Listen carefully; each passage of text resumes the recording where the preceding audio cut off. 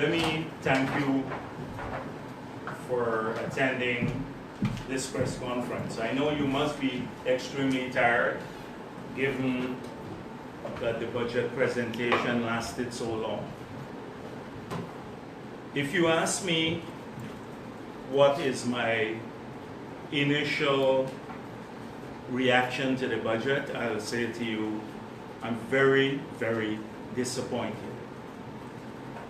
I had great expectations that this government would have listened to what they've heard from people in the local government elections, the widespread dissatisfaction with their policies across Guyana, as expressed in the votes at the elections. And secondly, I thought that now that this government is facing a no-confidence motion, that it would have heeded the concerns, not just of the populace at large, but the political opposition which sought to bring those concerns to the National Assembly, and change its approach to budgeting. We thought it would have been helpful to indicate to the government long before the budget became a reality and was presented today some concerns that people have been raising with us when we go across Guyana. And those were part of an ad that we put in the newspapers today. We thought that the government will seek at least to address some of those concerns raised by people and by the political opposition. What we've had here is a lengthy budget that is filled with repetition. That's the first thing that we noticed about it. It seems as though different people wrote different sections of the budget, and then someone hastily combined all of these sections into what we heard today. So we had the Minister of Finance going over several times the same thing, talking about the Green State strategy, coming back repeatedly to promises of the future in oil and gas, almost exact meaning of what he said before, the essence of what he spoke about before, he repeated in the latter part of the budget. So it's incoherent, his presentation. That's the first thing. Disappointing, replete with repetition, incoherent, and it was full of repetition or a report on technical work being done in various agencies. So we heard at great length about the HIV infection going up in Guyana, and about the DOCS program that they needed to restart, and the work of the GRA. The entire work program of the GRA was read out, the entire work program of the Central Bank, the entire work program of the Accountant General's Department. This is not a budget. It was just, as I said before, sterile and full of platitudes. Platitude, just hoping that they can deceive the people of this country by talking for a very long period and just repeating words. So let me give you an example of what I mean. You've heard a lot about these the projects in the future and what the government will be doing. And the minister went at great length to explain the objectives of what they will be doing, not just in 2019, but long into the future. And then he would come back and say, after having explained the objectives of what they're hoping to achieve, he'll come back and say, well, we are doing a feasibility study now for that. So creating the impression in the minds of the populace that this is going to happen, and then undermining it all by saying, we are now studying that. We have a plan to do this. We will be doing a feasibility study for it. The timeline for implementation of much of this budget goes way into the next 5 years from now. And some of them may never happen. Take, for example, the road. We've heard a lot of nonsense again about this road from Linden to Lethem. But most of it is filled with studies. So I just want to go through a couple of issues. The minister confirmed that the economy performed badly in 2018. That's the first issue. So we had a minus 1.9% growth rate in the fishery sector. We had rice growing by 0.2%, minus 2.3% in the extractive industries. Services grew by a paltry 4.1%, 0.2% in the forestry sector, 0.9% in the manufacturing sector. You would have noticed that the minister at mid-year had revised the target upwards to 3.7% after they had achieved 3.4% at mid-year. The final outcome was 3.4%, and we are not even sure that that will be the final outcome, given the history of this minister, how often he has misled the House when he presents figures in November in his budget, and then by January the figures have drastically changed for the worse. We have seen that pattern emerging over and over again. So the minister confirmed that the economy performed badly in 2018. The minister confirmed, and it was a shocking departure from the picture he painted last year when he presented his budget for 2018. He said that we are going to have a surplus on the balance of payment. What happened is that we had a deterioration in the overall deficit of the BOP from 69 million projected last year to 187 million now.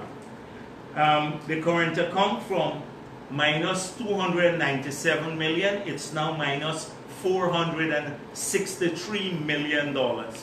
That is the outcome on the current account of the balance of payment.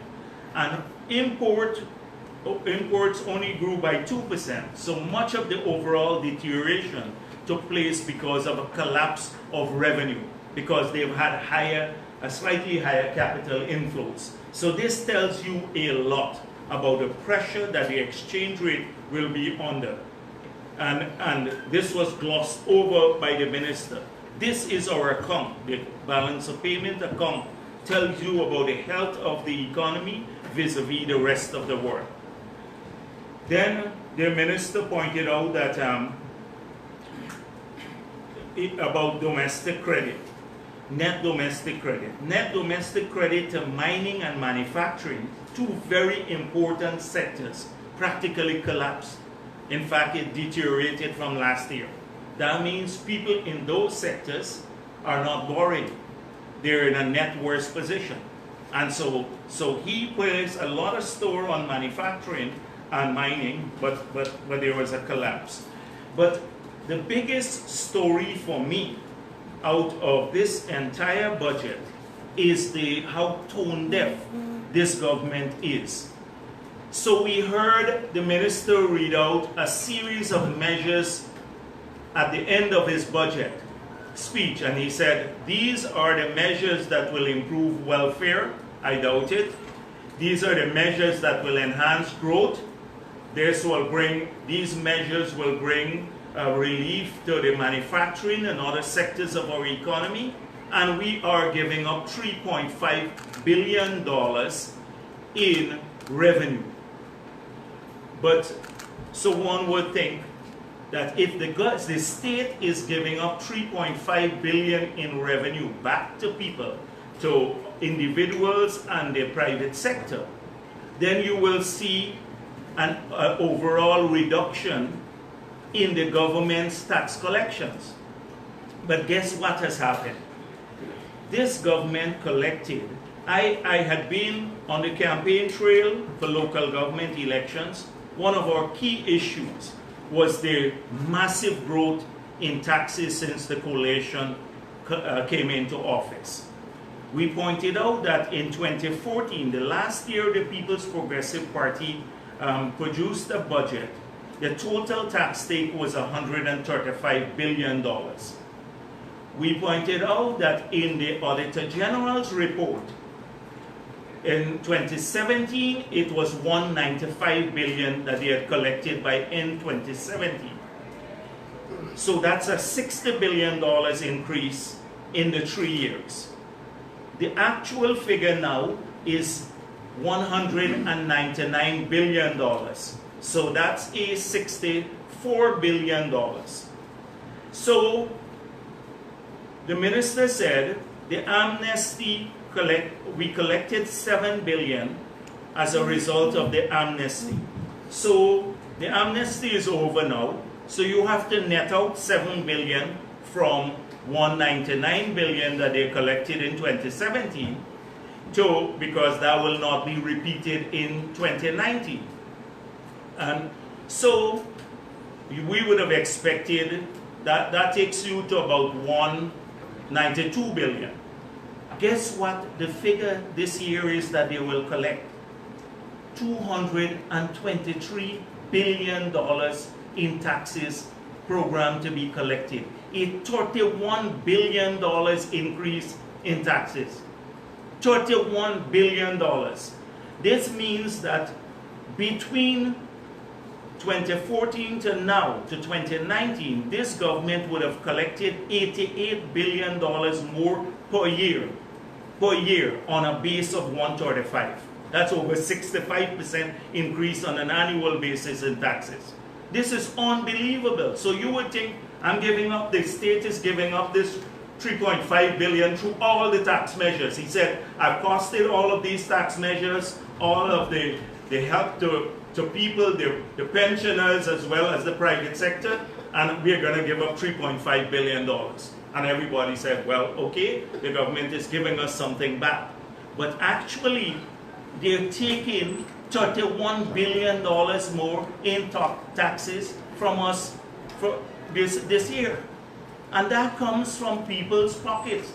This is unbelievable that a government that thinks that the economy is already tanking, the economy is tanking in spite of what they said. You would think that they would either give a stimulus to greater tax write-offs or reduce the overall taxation, or alternatively, they will come up with a series of policies that will be a stimulus to the private sector. So let us examine now what they've done. So they've increased the taxes. So let's see where this stimulus is to the private sector.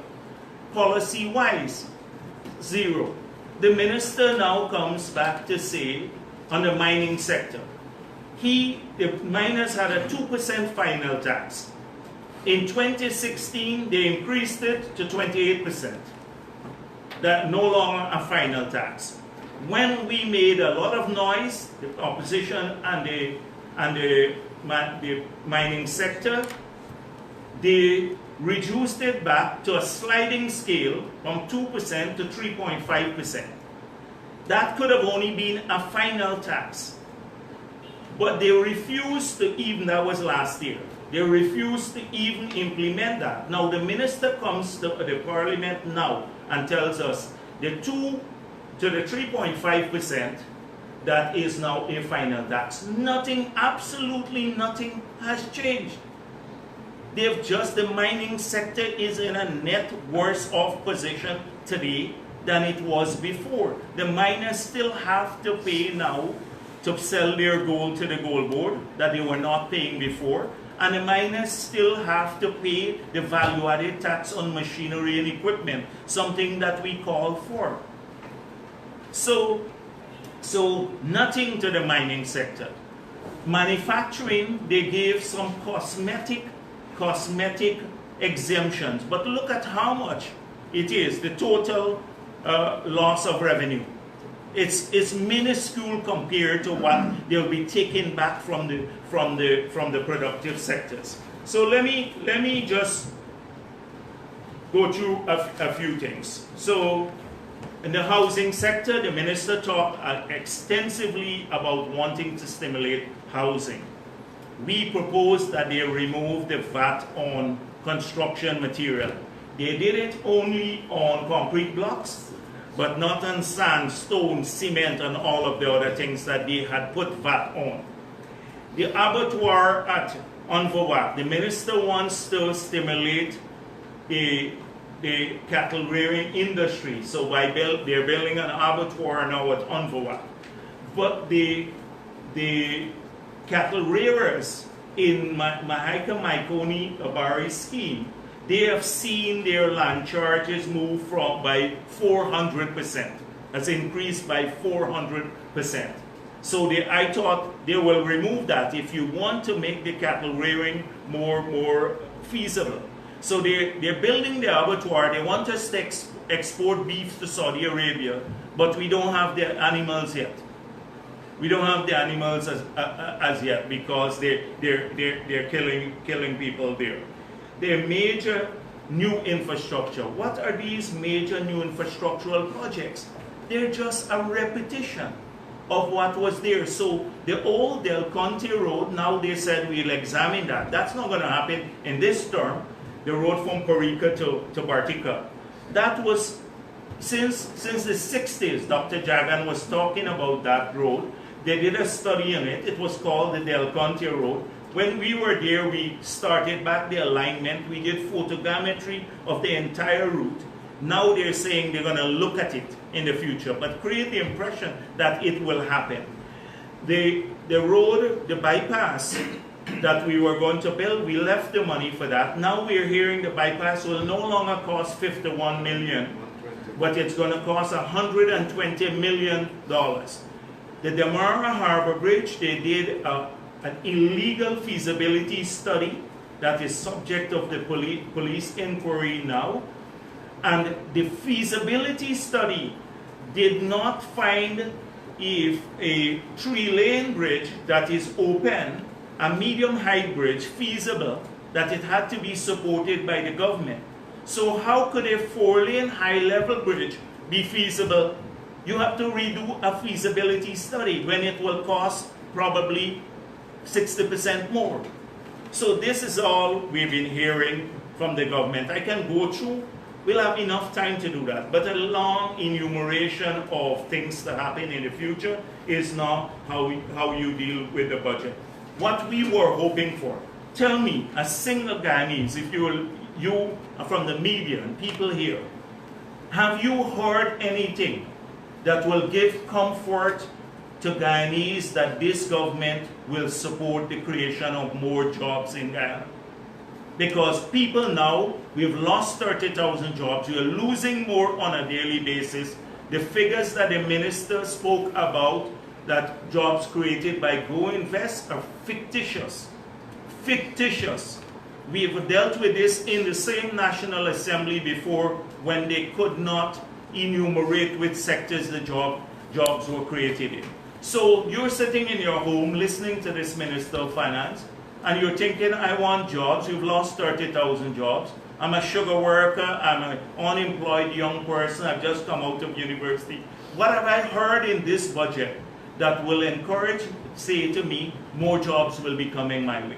Secondly, you're sitting at home. You know your water rate has gone up. You have to pay more for transportation now because the government has increased, didn't reduce the subsidy on electricity, the taxes on fuel.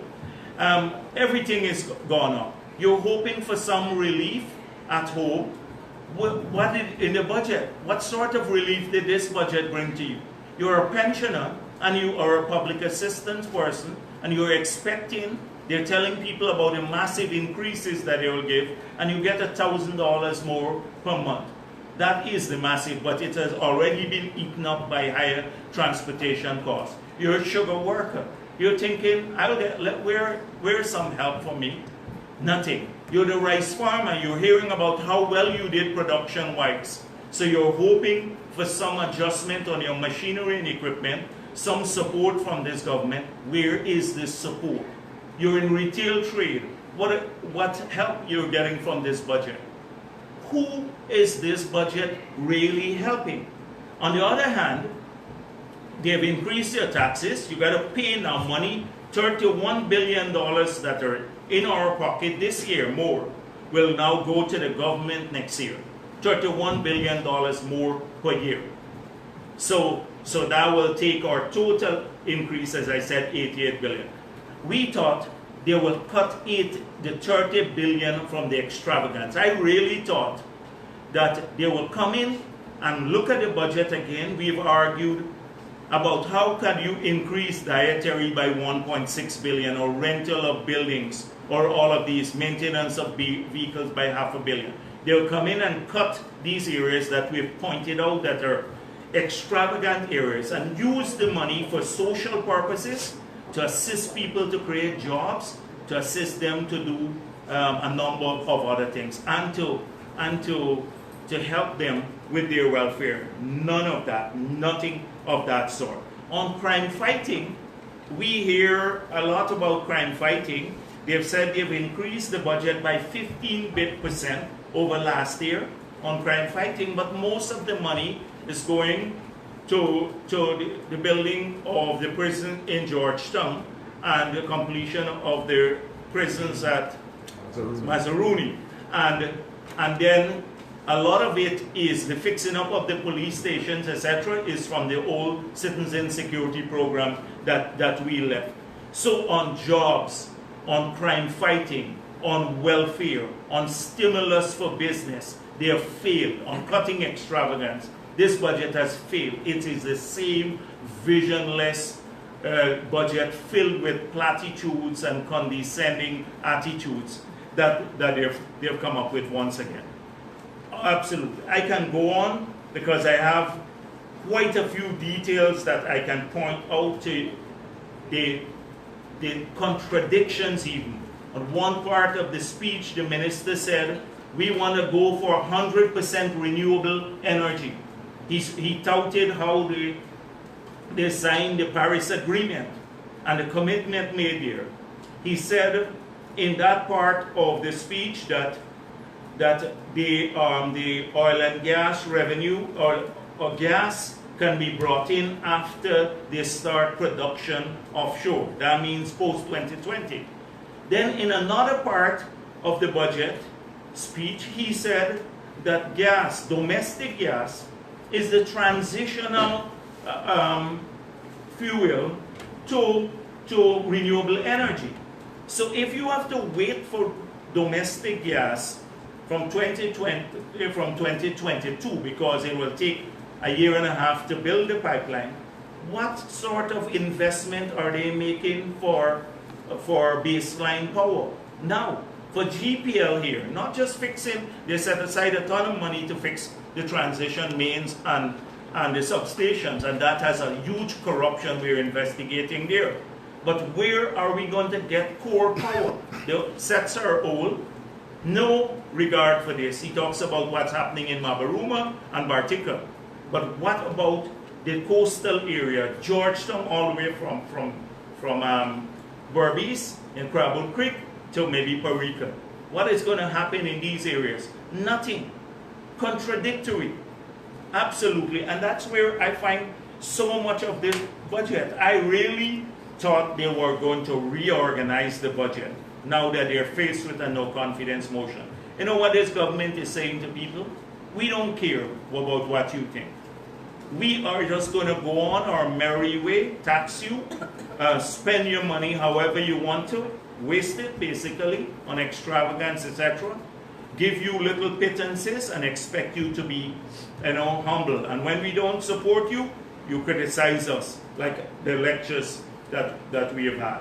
I think I would end here because we'll have another press conference to deal at great length about some of the things that they spoke on about in the budget. But it's a disappointing budget. It did not fulfill a single one of the objectives that would be important to the well-being of our people. Jobs, cost of living, corruption, fighting even corruption, safety in their homes, a future.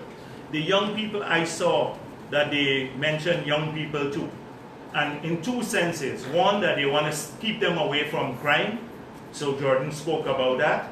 And then he said we're setting aside 1.7 billion for youth. But when you disaggregate the 1.7 billion, it is a significant part of it is on administrative costs and the handouts. So like the Christopher Jones and the others can then fly around, charter planes, go around the country, hand out a couple of things and say that is for youth development. The same thing with social cohesion. What has this ministry been doing? Why do they need $440 million if it is not a slush fund? They've been on absolutely nothing. Total slush fund. So they continue along their own way. To use the money there, they're going to be using it up in that ministry, fetting up. We have already set aside a few $100 million for celebrating our Golden Jubilee and to build more arches. Arches, that's our priority now when people are crying out for help from this government. That is the haughty behavior of this government. We don't care. We're here now and we'll do whatever we want. They've taken none of the signals we sent to them that where we have indicated what kind of budget we could support. We can't support this budget, not in its current formulation. We spoke to them, we put out an ad to the effect of some of the things that we'd like to see. They paid no heed to any of the concerns of the opposition or the people. Thank you. Any questions? Do you have a specific take on the fact that this is the last budget before first oil, and given that the projected oil revenues are supposed to come in? I don't want to ask a leading question, but can you identify any transformative projects in your own opinion? And if you had to identify two good things, what would those be? The first thing is that on this first oil, that's the only game in town. That seems to be the only game in town. And let me make it clear. This APNU government likes to boast about how much investment it's attracting. That was one of their rallying calls in the pre-2015 national elections, national and regional elections, that people could not wait to get the PPP out of office to come en masse and invest here. They have not had a single major new investment. You've heard the Minister of Finance say about the large coal companies that have kept the declarations up in that sector. They came in under the PPP. ExxonMobil came here under the PPP. They discovered oil. They explored under the PPP, discovered oil under the PPP. We had an agreement that was infinitely better than the one that this government renegotiated, gave up a ton of things that are patrimony. So they imagine they're so arrogant, but yet embrace a PPP investment with so much zeal. And the reason they're doing this is because they have nothing else to talk about. They've been a complete disaster, failure in government. Disaster. So the minister tells us about the GDP growth in 2020 and 2021 and 2022. And this is normal. If you have a massive investment and you start producing oil, the gross domestic product will increase significantly. How does that translate into more jobs for our people or more income in their pockets? We lost 30,000. We'll get 1,000 jobs from ExxonMobil. And we're losing jobs every single day. The growth in GDP is no indicator as to the well-being of the country. And or does not mean that you will have all of this money to distribute to people. He didn't deal with that. He didn't deal with that. So my point is just it's another, they have nothing else to talk about except this promise of a great, great future. Now, what are the two things? I'm finding it very, very hard to, maybe Jordan look good today with his new tie and suit. That is one, right? Jordan, and I think to pass a budget like this, he must be a closet hater of this government.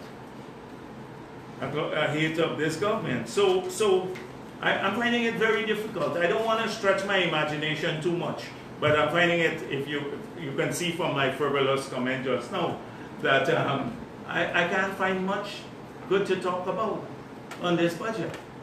I can't find much good. Maybe after I've digested it a bit, I may come up with something else, but very little now.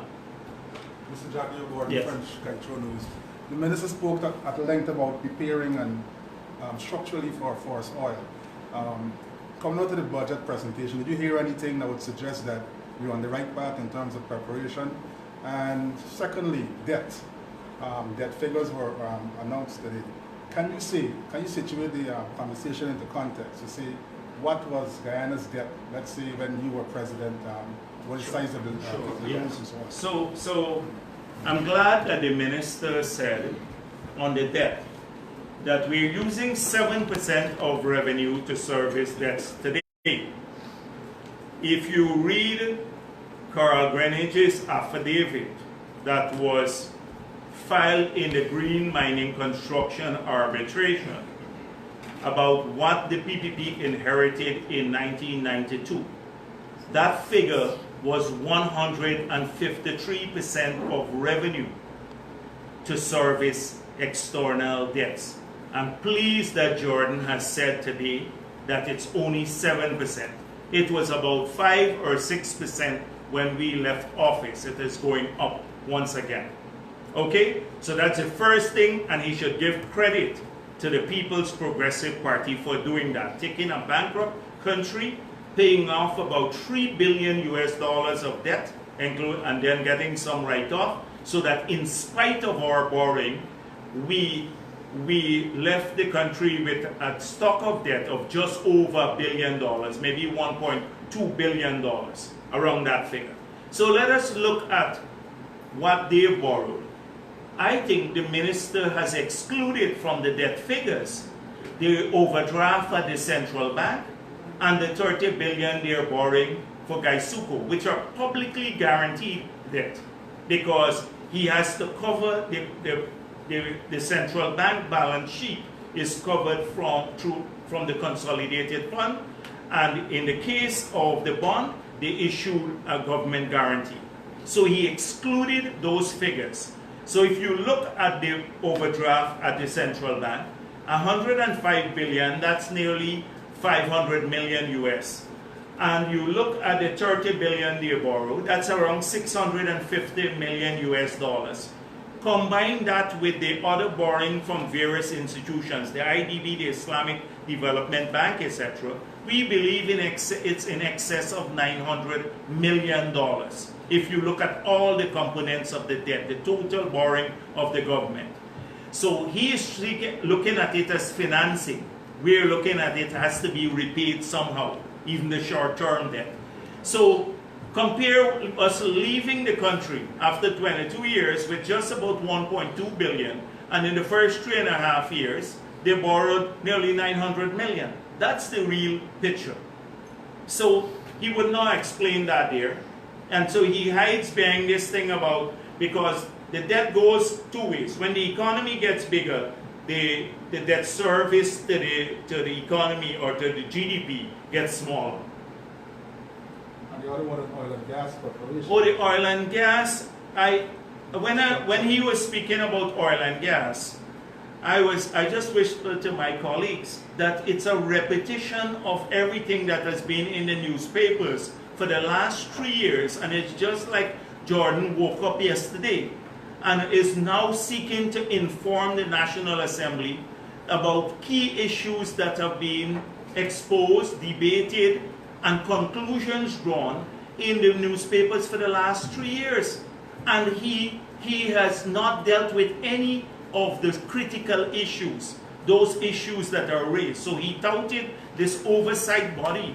But the key thing with the green paper that came out from the opposition, as well as civil society and many newspapers that have been writing on this, is about the government's dominance in the entire architecture to manage the oil resources.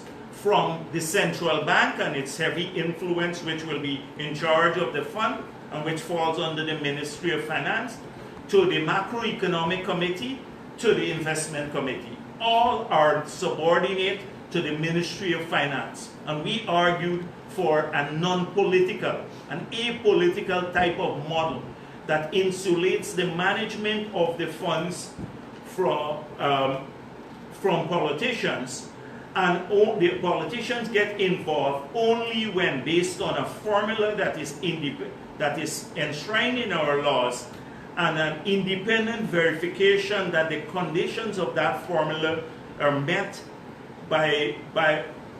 is presented, then that comes to the National Assembly and a release of funds is made to the budget to spend based on the budgeting prerogatives of whoever is in power. The Minister of Finance in this case would have a full prerogative to program those funds. That is what, he didn't deal with that. He tells us now we establish a Department of Energy and we'll be hiring experts to talk to us.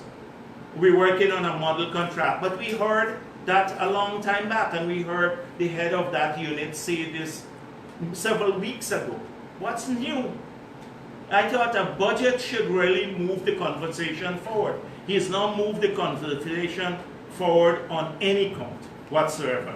Not on transparency issue, not on the model enshrined in the green paper, not on the oversight issues, not on the terms of reference between the Petroleum Commission and the Energy Department, the overlap there, not on the issue of bidding for new contracts. None of those issues were elucidated. None of them we're not clearer on any of these matters. Anything else? Thank you very much.